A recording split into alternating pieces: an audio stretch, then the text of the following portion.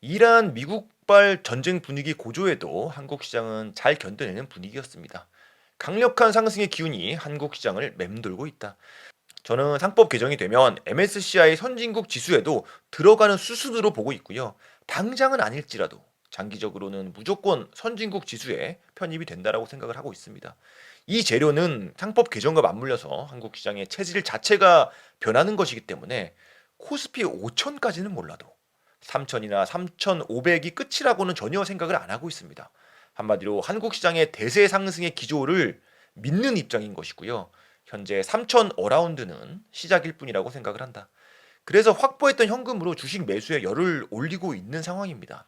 이제까지 계속 물려 있다가 최근 좋은 흐름에서 현금화 시킨 종목들도 몇 개가 있는데 가령 GS건설이나 현대모비스 같은 종목들은 매도를 하고 있는 중이고요. 이 종목들은 앞으로 더 오를 수도 있겠지만 애초에 장기적인 비전을 보고 들어간 종목들이 아니라서 갈아타는 용도로 엑시트를 진행하고 있습니다. 전문가 말을 듣고 샀다가 의도치 않게 오랜 시간 물렸던 종목들이고요. 여기서 전문가란 염승환이란 전문가님이십니다. 타이밍이 오면 정리하려고 했기 때문에 정리의 수순을 밟고 있다는 것이지 이 종목들이 나쁜 종목이라는 얘기는 아닙니다. 그리고 이제까지 현금을 모아놨던 돈들도 최근 상승장이 매수의 적기라고 저는 판단을 했습니다. 투자자들마다 생각이 다 다르겠지만 저는 이제 시작이라고 믿는 입장이고 저는 전문가도 아니고 주식을 잘하는 사람도 아니지만 최소한 남의 말을 믿고 투자하는 투자자는 더욱더 아니기 때문에 스스로 한 공부를 바탕으로 100%제 감을 믿고 투자를 들어가는 것이고 다른 투자자님들도 저의 의견은 재미로만 들어주시고 투자에 대해서는 아무도 책임져 주지 않는다라는 사실을 염두에 두고 오늘 방송을 들어주시길 바랍니다. 아직은 상승 초입이라고 판단을 하는 근거는 한국 시장이 지난 몇 년간 타 시장 대비해서 길게 눌려 있었습니다. 그러다 보니까 상승세가 한번 발동이 되면 그 이상으로 탄력을 받을 거라고 생각을 하는 것이고요. 그 근거는 모두가 다 알고 있는 상법 개정이라는 역대급 호재랑 MSCI 선진국 지수 편입이라는 수건의 재료가 기다리고 있기 때문입니다. 그런 관점으로 비전문가인 제가 뭘 샀는지를 오늘 공개하겠습니다. 이런 컨텐츠를 만드는 직접적인 이유는 현실에서 너무 많은 질문을 받고 있고 구독자님들도 역시 궁금해 하시는 분들이 많을 것 같아서 특히 F킬러 채널 초창기 때부터 댓글을 주고받았던 초기 회원님 분들을 생각하면서 만드는 겁니다.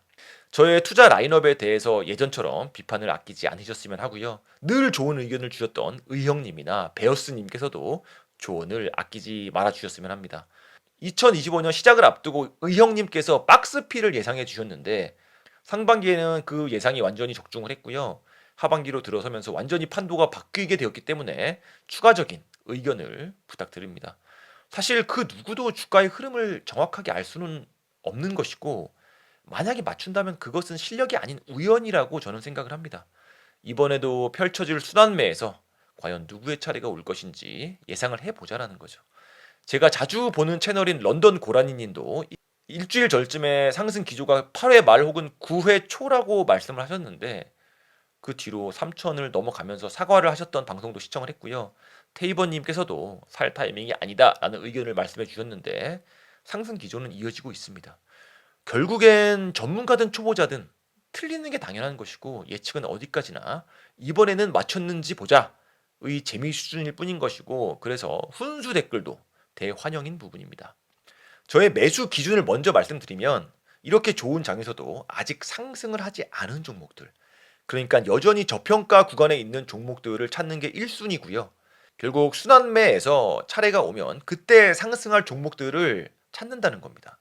그리고 두 번째는 우량주여야만 한다. 그 이유는 모두 다 아실 겁니다. 한국 시장에는 반칙이 너무나도 많기 때문에 일단 코스닥은 절대 안 보는 편이고 실적 위주로 안정감이 있는 우량주 위주로만 우량주 안에서만 찾는다라는 겁니다. 개인적으로는 B2C 사업을 영위하는 회사들을 선호하는 편이고요. 가령 반도체 소부장이나 2차 전지 소부장 혹은 코스닥 바이오 같은 회사들은 제가 아주 잘 아는 회사들 빼고는 아예 쳐다도 안 봅니다. 정리해보면 우량주 중에서 아직 순환매 차례가 안 온 것 같은 종목 이 중에서도 B2C 사업을 영위하는 회사 안에서 보고 있는 것이고 추가적으로 배당까지 높으면 가산점을 붙여줍니다.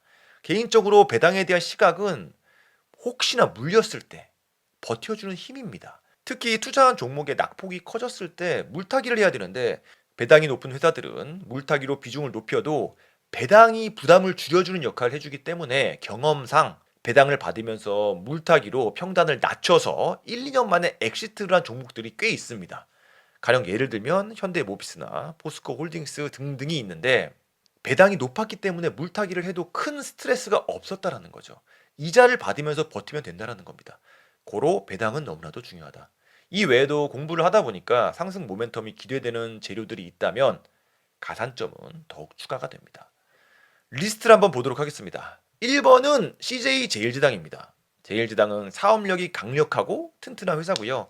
무려 대한민국 식품 1위 기업입니다. 특히 한국 식품 기업들의 원료 의존도가 압도적으로 높은 회사라고 하고요. 결코 쉽게 무너지는 일이 없는 회사라는 겁니다.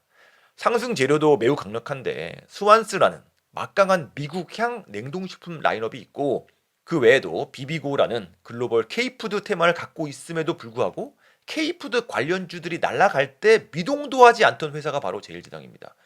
1년치 차트를 보면 K푸드 테마나 최근 상승 랠리에는 전혀 동참을 못했다는 것을 알 수가 있습니다. 과거 방송에서도 이야기했지만 어떤 강력한 악재에 짓눌려 있는 중인데 바로 CJ 제일제당을 짓누르고 있는 악재는 오너 리스크라는 악재입니다. 상법 개정이 오너 리스크를 상쇄시키는 법안이다 보니까 상법 개정에 대한 믿음이 있는 입장에서 이제는 CJ 제일제당이 오너 리스크의 마수에서 벗어나 반등이 기대된다라는 겁니다. 배당도 2.5%로 괜찮은 편이고 여기서 물려도 더 내려갈 하방이 크지 않다라고 생각을 하기 때문에 제일제당을 선택하는데 큰 고민은 없었습니다. 근데 제일제당뿐만 아니라 저의 리스트 종목들의 특징이 이 회사들이 상승할 차례가 언제 올지 모른다라는 겁니다. 기약이 없다라는 단점이 있다. 그래서 투자자님들 중에서 갈 길이 급한 분이나 진취적인 투자를 하시는 분들께서는 저의 리스트는 재미로만 봐주시길 바랍니다. 리스트 2번은 LG생활건강입니다. 제일제당이랑 매우 흡사한 회사고요. 일단 돈을 못 벌어 본 적이 없고 대한민국 국민들이 하면 모두가 쓰고 있는 비누나 샴푸, 치약, 생활용품들과 코카콜라 라인업, 물, 커피, 음료들 탄탄한 국민 제품군들이 실적 기반을 받쳐주고 있는 회사입니다. 가장 기대되는 재료라고 생각하는 것은 중국과의 관계 개선입니다. 중국향 화장품 수출 재료가 탄탄한 회사이기 때문에 글로벌 동향이 어떻게 바뀌느냐에 따라서 충분히 업사이드가 열릴 수 있는 종목이라고 생각을 합니다. 다만 그게 언제인지는 가늠할 수가 없다라는 것이 흠입니다. 가장 중요한 것은 타이밍인데 최근 1년치 주가 흐름을 보시면 바닥을 기고 있는 것을 확인할 수가 있고 타임 스팬을 좀 더 늘려서 보면은 완전히 바닥권임을 알 수가 있습니다. 한때는 170만 원 황제주였던 종목입니다. 근데 이렇게 된 이유가 위에서 언급했던 중국과의 갈등으로부터 서서히 메말라간 부분이 매우 크다라는 것이고 이런 불리한 글로벌 매크로 상황에서도 실적은 전혀 흔들린 적이 없다는 겁니다. 배당이 1.02%라는 부분은 다소 아쉽긴 하지만 부채도 없고 탄탄한 소비재를 바탕으로 사업을 하는 회사이며 글로벌 수출 호재까지 일어날 가능성을 기대할 수가 있기 때문에 대세 상승장이라고 치면 언젠간 눌려있는 주가가 압축된 그 이상으로 튀어오를 수 있다라고 보는 겁니다. 복잡한 계산식이나 전문적인 동향 분석 같은 것은 없습니다. 고로 저의 이픽은 바로 LG생활건강입니다. 저의 산픽은 하나투어입니다. 일단 배당이 4.2%로 매우 좋고 그리고 해외여행 트렌드랑 중국과의 관계 개선이라는 기대되는 여행 재료가 존재하고 있음에도 주가가 하향하는 추세를 돌리지 못하고 있습니다. 반면에 실적은 상향 추세고요. 고로 주가는 아직 눌려 있는 상황이다. 배당도 좋고 실적도 돈을 잘 벌고 있는 상황인데 심지어 실적이 상승 기조인데도 주가는 전혀 가지를 못하고 있으니 언제가 되든 순서는 올 거라고 저는 생각을 합니다. 특히 중국발 호재가 기대되는 회사로 생각하고 있습니다. 네 번째 종목은 하이트 진로고요. 이 종목도 역시 하나투어랑 비슷한 점이 많은데 배당이 3.5%로 좋은 편이고 지난 몇 년간의 주가 흐름을 보면 하방을 다지고 있는 모양을 볼 수가 있습니다.